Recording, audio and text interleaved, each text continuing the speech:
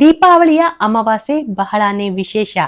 ಈ ಅಮಾವಾಸ್ಯೆಯಂದು ಪಿತೃಗಳಿಗೆ ತರ್ಪಣವನ್ನು ಬಿಡ್ತಾರೆ, ಲಕ್ಷ್ಮಿ ಪೂಜೆಯನ್ನು ಮಾಡ್ತಾರೆ.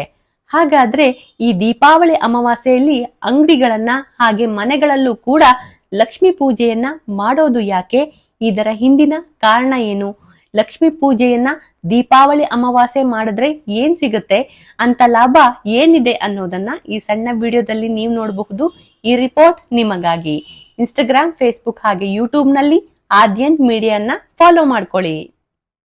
ಲಕ್ಷ್ಮೀ ದೇವಿ ಸಮುದ್ರ ಮಂಥನದಲ್ಲಿ ಉದ್ಭವಿಸಿ ತನ್ನ ಪತಿಯಾದಂತಹ ವಿಷ್ಣುವನ್ನ ಸೇರಿಕೊಂಡಂತಹ ದಿನವೂ ಕೂಡ ದೀಪಾವಳಿ ಅಮಾವಾಸ್ಯೆ ಎಂದು ನಂಬಲಾಗಿದೆ. ಲಕ್ಷ್ಮೀ ಮಾತೆ ಉದ್ಭವಿಸಿದಾಗ ದೇವತೆಗಳು ಮತ್ತು ಮನುಷ್ಯರು ಆಕೆಯನ್ನು ಸ್ವಾಗತಿಸಲು ಇಡೀ ಜಗತ್ತಿನಲ್ಲೇ ದೀಪಗಳನ್ನು ಬೆಳಗಿಸಿದರು.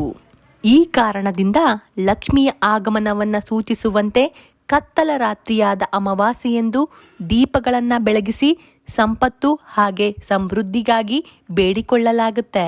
ಸಾಮಾನ್ಯವಾಗಿ ಅಮಾವಾಸ್ಯೆ ಹೊಸ ಚಂದ್ರನ ವರ್ಷವಾಗಿ ಆರಂಭವಾಗುತ್ತೆ.